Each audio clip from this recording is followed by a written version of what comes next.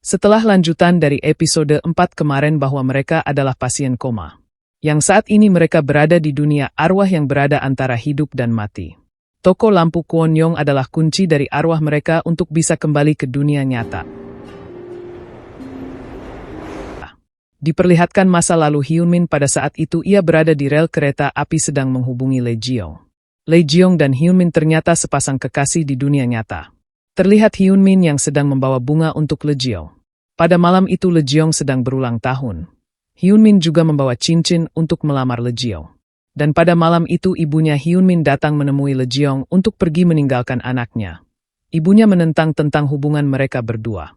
Karena Lee Jeong ini bisu. Pada saat Hyunmin turun dari kereta ia meninggalkan hadiahnya di dalam kereta. Dan ketika ia balik lagi ke kereta ternyata kereta itu sudah jalan. Dan terpaksa ia harus merelakan hadiah yang ia akan berikan kepada Lee Jeong.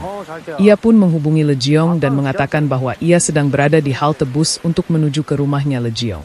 Pada saat itu Lee Jeong sedang bingung antara mengikuti permintaan ibunya Hyunmin atau tidak. Di sisi lain Sun Hee dan Hyeon sedang melihat-lihat apartemen yang akan mereka tinggali. Hyeon adalah hantu yang bisa tinggi kemarin yang mengejar Hyunju. Dan ternyata di dunia nyata Hyeon dan Sun Hee adalah sepasang kekasih. Ketika pemilik apartemen menanyakan apakah mereka kakak beradik atau ibu dan anak, tiba-tiba saja ekspresi Sun Hee kayak diam saja. Di sisi lain Hyunju yang sedang pulang sekolah pada kelas malam di saat itu ia dijemput oleh ibunya. Biasanya Hyunju pulang bersama ayahnya dijemput mobil tetapi karena saat itu kebetulan ayahnya sedang pergi bekerja di luar kota. Jadi ibunya pulang menjemput dengan pulang menaiki bus. Haejung kebetulan juga pulang pada kelas malam ia juga pulang dengan menaiki bus. Di sisi lain Oh Sungo yang seorang sopir bus, sedang menyiapkan bus yang akan beroperasi. Oh Sungo adalah hantu yang di lift kemarin yang bertemu dengan Yongji.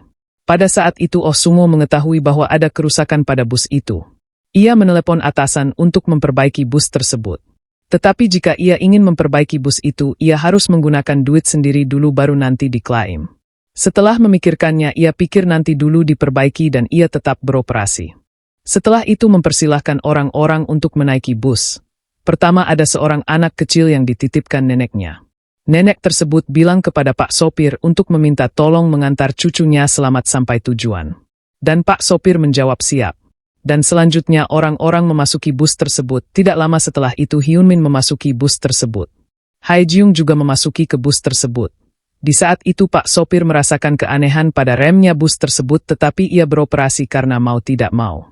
Dan Sun Hee terlihat masih marah sama Hyeon.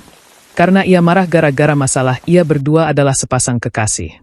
Hyeon bilang bahwa hubungan ini sulit karena salahnya adalah Hyeon umurnya terlalu tua untuk Sun Hee makanya banyak yang menganggap mereka berdua seperti seorang anak dan ibu. Sun Hee yang marah karena mendengar ucapan Hyeon seolah Hyeon akan benar-benar pergi dan hubungan ini tidak akan berhasil. Dan setelah itulah ada bus Sun Hee langsung masuk ke dalam untuk meninggalkan Hyeon. Dan bus tersebut kebetulan dikendarain oleh Oh Sung-woo. Dan Hyeon pun mengikuti Sun Hee menaiki bus untuk pergi menenangi dirinya.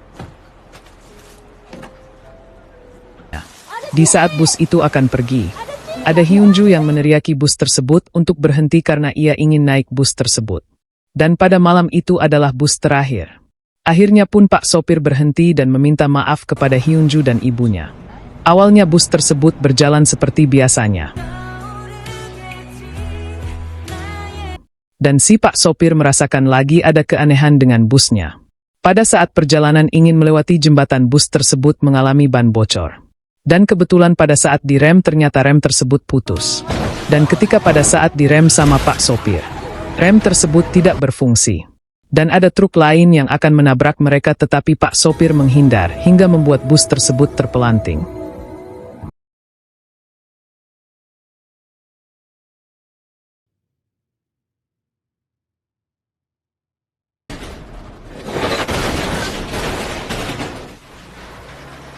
Akhirnya bus tersebut jatuh dari jembatan dan tenggelam di tengah laut.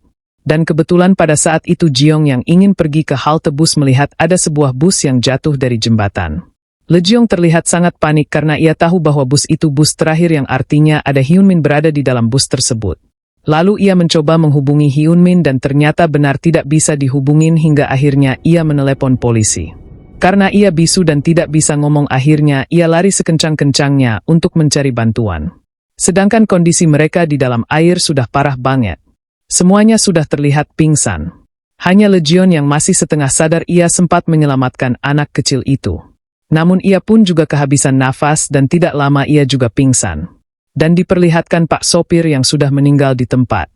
Dan tidak lama setelah itu para tim medis dan polisi datang ke tempat kejadian. Mereka pun langsung dilarikan ke rumah sakit. Semua langsung masuk ke ruang ICU. Semua suster dan dokter pergi menyelamatkan mereka. Terutama Pak sopir yang terlihat perutnya membengkak dipenuhi air. Dokter-dokter dan suster berusaha menyelamatkan orang-orang yang merupakan korban dari bus tersebut. Dan saking sibuknya Yongji sempat mengacukan sopir dari truk yang menabrak bus tersebut. Jiong juga pergi ke rumah sakit untuk mengecek pacarnya apakah betul bahwa pacarnya juga mengalami kecelakaan bus tersebut. Karena ia tidak bisa ngomong, ia pun bingung harus bertanya kepada siapa.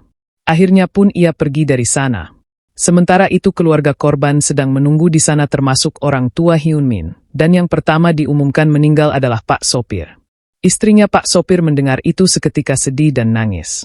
Kedua Jiung ia masih selamat dan dimasukkan ke dalam ruangan lain. Dan ayah dari Hyunju berpakaian hitam memperlihatkan bahwa ibunya Hyunju sudah meninggal. Sementara itu Hyunju masih selamat dan juga ia dibawa ke ruangan lain. Lalu ada Sunhee yang masih selamat, ia pun dibawa ke ruangan lain untuk perawatan yang lebih baik. Dan ada seorang polisi yang mendatangi orang tua Hyun Min yang mengatakan ia menemukan HP Hyun Min yang berada di dalam bus. Dan ketika ia melihat isi pesannya Hyun Min, ia sangat marah karena Hyun Min masih berhubungan dengan Lejeong. Dan kebetulan Lejeong sedang menelepon HP-nya Hyun Min dan ibunya Hyun Min tiba-tiba bilang bahwa Hyun Min sudah mati itu gara-gara Lejeong. Dan Lejeong pun sangat terkejut setelah mengetahui pacarnya meninggal. Dan ia pun menganggap bahwa pacarnya meninggal gara-gara dirinya. Dan tidak lama setelah itu Hyun Min masih bisa diselamatkan dan dipindahkan ke ruangan lain. Ayah Hyun Min ngomong kepada istrinya bahwa ia terlalu kejam terhadap Lejeong. Istrinya pun bilang bahwa ia sangat tidak setuju anaknya berhubungan dengan Lejeong karena Lejeong itu bisu. Dan tidak lama setelah itu dapat pesan masuk dari Lejeong bahwa ia akan menyusul Hyun Min. Orang tua Hyun Min terkejut dan mereka buru-buru menghubungi Lejeong. Bahwa Hyun Min masih hidup, namun Lejeong yang sudah terlanjur untuk bundir. Ia mencoba melepaskan ikatan dari lehernya. Namun kukunya patah semua hingga akhirnya pun ia meninggal. Dan bertemulah mereka di dunia arwah. Tetapi sayangnya Hyun Min tidak kenal Lejeong sama sekali. Begitu juga dengan pasien koma yang lainnya. Itulah awal mula mereka muncul di dunia arwah. Dan pergi ke toko lampu untuk menyelamatkan diri. Lanjut di episode 6 bahwa Hyun diperlihatkan dinyatakan sudah tidak bernyawa dan sudah meninggal. Dan sudah dibawa ke kamar mayat. Dan jasadnya akan dimasukkan ke dalam lemari pendingin. Sebelum 3 hari kemudian bakal dimakamkan. Jadi menurut Pak Dokter, bahwa mendiang atau arwah itu memiliki waktu 3 hari untuk berpamitan kepada mereka atau orang-orang yang mereka sayangi. Kembali ke masa lalu diperlihatkan di masa romantisnya Hyun Min dan Lejeong. Pada waktu itu Lejeong suka sekali menunggu Hyun Min. Dan Hyun Min juga sangat banget kepada Lejeong.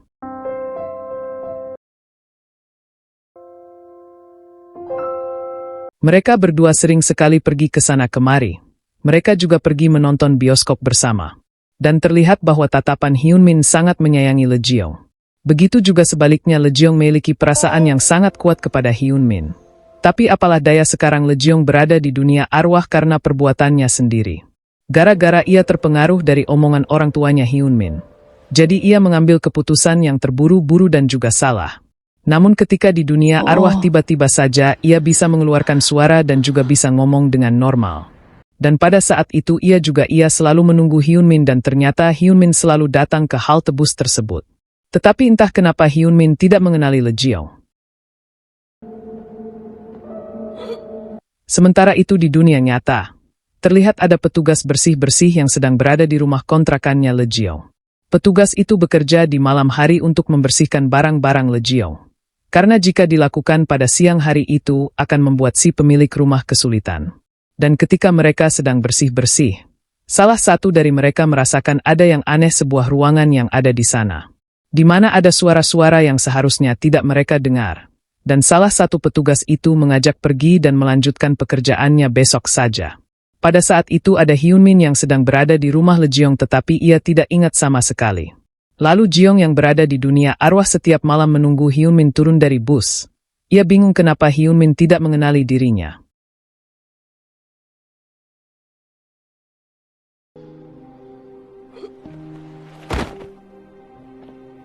Lejeong pun membawa Hyunmin ke tempat bioskop yang biasa ia tonton. Pada saat itu ada sepasang kekasih juga yang sedang menonton bioskop. Dan kemudian salah satu dari mereka menyadari ada yang aneh. Dan mereka pun pergi dari bioskop itu. Dan terungkap bahwa tujuan Jeong terus menjahit perutnya Hyunmin agar ia bisa selamat.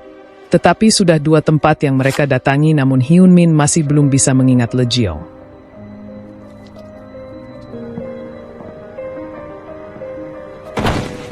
Seharusnya sudah 3 hari Lejeong berada di lemari pendingin. Dan sudah seharusnya ia harus dimakamkan. Tetapi lemarinya tidak bisa dibuka. Seolah-olah Jeong meminta waktu kepada mereka. Dokter pun paham dan bilang kepada susternya untuk memberikannya sedikit waktu lagi. Di scene lain Sung-sik datang lagi ke toko lampu. Jadi dia ingin ngobrol lagi dengan Kwon Young. Di sini ia sangat penasaran dengan Kwon Young karena ia sangat memperhatikan Hyunju tidak menunjukkan seperti umurnya. Kwon Young bercerita bahwa dulunya ia mempunyai seorang anak perempuan. Ia juga bertanya kepada Sung-sik apakah ia pernah mempunyai seorang anak. Sung-sik pun bilang bahwa istrinya mengalami keguguran. Dan setelah itu ia pamit sama Kwon Young dan pergi dari sana. Pada saat ingin pergi ia mengingat tentang kenangannya bersama istrinya. Bahwa istrinya itu sudah hamil 6 bulan tetapi tidak berkembang. Dan Sung-sik bilang ia besok akan pergi membelikan lagi makanan yang bergizi dan kembali lagi ke dunia arwah. Sung-sik yang penasaran dengan tempat ini karena malamnya sangat panjang tidak ada hari siang. Terus ia mampir ke sebuah sekolah. Ia melihat loker-loker akan tetapi nama lokernya tersebut sangat aneh. Ia mengingat perkataan istrinya. Bahwa janin yang dikandung istrinya sudah memiliki nama. Saat Sung-sik memperhatikan nama-nama yang ada di loker itu. Ada nama janin yang dinamai istrinya. Saat Sung-sik merasakan ada yang tidak beres dari tempat itu. Ia pun bergegas pergi meninggalkan sekolah itu. Dan ia pergi ke tempat lain lagi apa-apa lagi yang bisa ia temukan di sana. Ia balik ke rumahnya, ia juga belum menemukan apa-apa. Saat Kwon Young melihat keluar ia melihat Sung-sik melintas melewati tokonya. Di sini Sung-sik sudah mulai merasa ada yang aneh terhadap dirinya.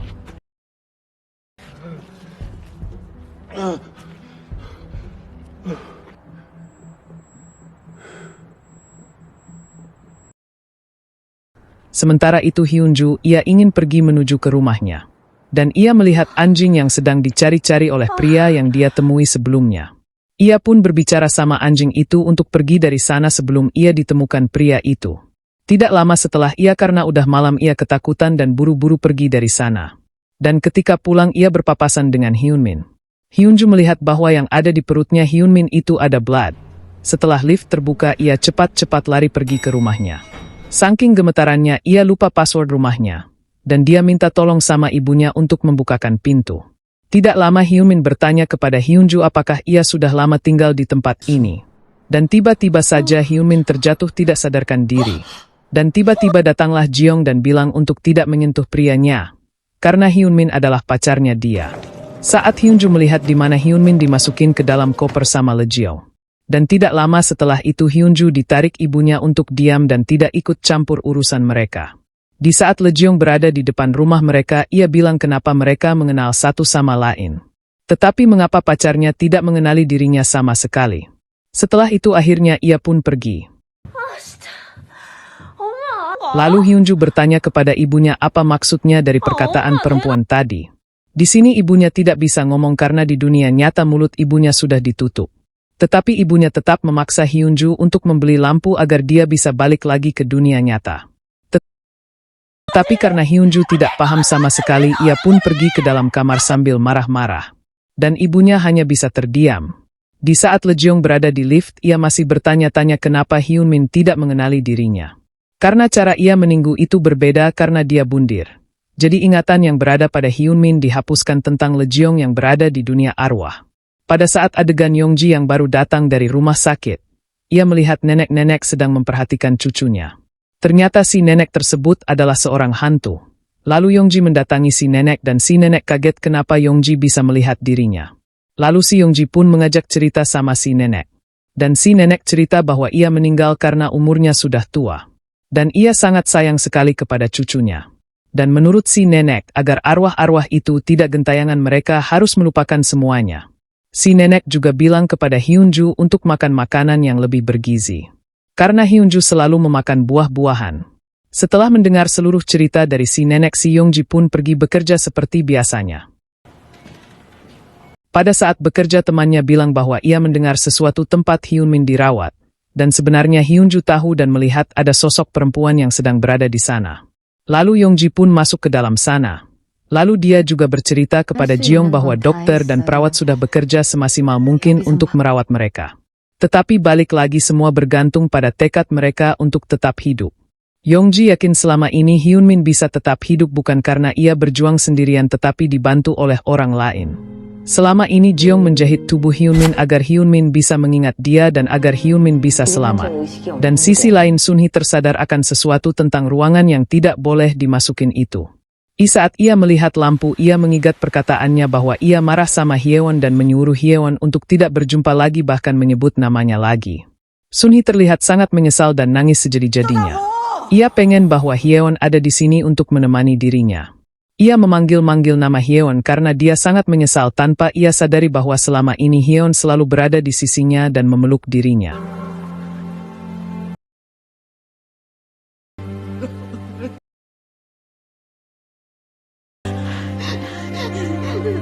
Pada pagi harinya terlihat anak kecil yang selamat dari kecelakaan bus tersebut datang menemui Yongji karena ia ingin mengembalikan bola milik Jiung. Karena Jiung sempat menyelamatkan dirinya saat ia tenggelam. Jadi ia ingin mengembalikan bola milik Jiung sebagai tanda terima kasihnya. Dan Yongji bilang ia akan memberikan kepada Jiung. Kembali di dunia arwah, ia masih berusaha bagaimana caranya Hyunmin bisa mengingat dirinya kembali. Tanpa ia sadari ia sedang berpapasan dengan bapak sopir bus tersebut. Dan sopir tersebut kebetulan juga sedang berusaha bagaimana ia bisa menyelamatkan arwah-arwah yang mengalami kecelakaan itu. Dan di sisi lain saat Sungsik menyalakan korek api, ia mengingat bagaimana ia bisa berada di dunia arwah. Ia mengingat sedang mengalami kecelakaan. Di saat ia sadar ia kembali toko Wonyong. Dan dia bilang dia ingin minum kopi. Dan ia bertanya kepada Wonyong ini sebenarnya tempat apa? Karena sebelumnya ia merasa ada yang aneh dari dirinya. Dan juga malam yang tidak ada hentinya. Bahkan kopi yang dikasih sama Wonyong tidak berasa panas, seakan-akan ia berada di dunia yang berbeda tidak seperti di dunia yang dia huni sebelumnya.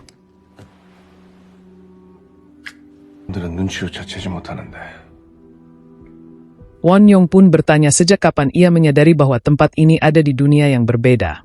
Dan tiba-tiba saja Wonyong membuka kaca matanya dan matanya berwarna kuning sama dengan pemilik restoran sebelumnya.